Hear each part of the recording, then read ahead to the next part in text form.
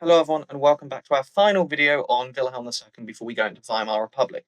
So today we're going to be looking at the collapse of Wilhelm II and Imperial Germany. So by 1914, the war is, looming at this point. It's kind of obvious that something is going to go down. And at this point, the Reichstag agrees to Burgfriede, or castle concept, which essentially means that everyone's going to get along and the SPD agree that they're not going to have any strikes. And that means that a unanimous vote is passed for war credits, essentially supplying the army. And, like I said, it's the Reichstag is unified, and this doesn't last long because it's kind of this there's a division. Many people believe that a war would happen and Germany would get territory. Many believe they'd be fighting a defensive war, and the people who believe they're fighting a defensive war are mostly the SPD. And as World War One progressed, the idea of Siegfriede begins to also take place, where Germany would take land and annexation and assert itself as the master of Europe. This is mostly supported by the Conservatives, but there are people in the SPD who would support it, but they're very few. But things change in Germany in 1916 because the Kaiser gives Hindenburg and Ludendorff the role of supreme military command. Essentially, he makes himself the figurehead. He kind of steps back from any commanding purpose. And then in 1917, the USPD, or the Independent Social Democratic Party, split off from the SPD because they believe the SPD isn't radical enough. They don't represent what they should be anymore. And then following that, there's the July 1917 peace resolution. Because at this point, they've had the 1916 turnip winter. Germany's losing the war. And although they keep saying that they're winning it in the newspapers, there's a general feeling that they are winning it. After all, why are all these German people starving? Why are, people living off 1,000 calories a day? And so the July 1917 peace resolution calls for an end of the war without annexations. And that's the key thing, without annexations.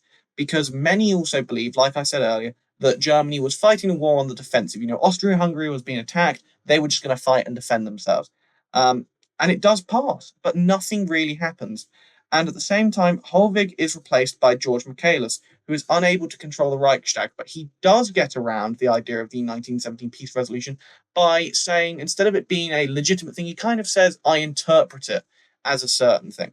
However, Michaelis is then replaced by Count von Hertling in November 1917, sorry. But he's then replaced on the 1st of October by Prince Max von Baden. And Max von Baden is related to the Kaiser. And the reason there's all these replacements is essentially because none of these people, Hertling or Michaelis, can really control anything. And the Kaiser puts his face in Baden, and Baden kind of backstabs the Kaiser. He begins negotiations with Ebert to, bring about the end of the war. And this is the beginnings of the revolution from above. So on the 3rd of October, Baden asked the USA for an armistice, but he's denied as the Kaiser's still in charge. And then on the 26th of October, Ludendorff was forced to resign. And then finally, on the 28th of October, Germany became a parliamentary monarchy. And this is all occurring in 1918, actually. But there's also a revolution from below. So on the 29th of October, just a day after Germany becomes parliamentary, monarchy, mutinies begin in Wilhelmshaven, and these are followed on the 3rd of November in Kiel, and these are two main German ports. Then on the 8th of November, Berlin started to have revolution, revolutionary shopkeepers, that type of stuff. And then on the 9th of October, the police headquarters in Berlin is taken.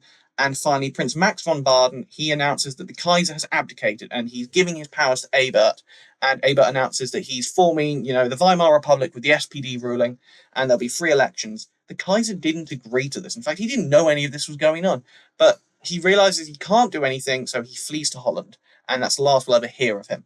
And following this, on the November 11th, the armistice was held, and then elections were held in January. And actually, it resulted in mass support for the SPD. Everyone's really happy. They, vote pro-Republican parties. And when I say pro-Republicans, I mean pro-democracy parties. And so that is essentially the collapse of Wilhelm II. It's quite dramatic, it's quite fast, but it's also quite small. Thank you for watching.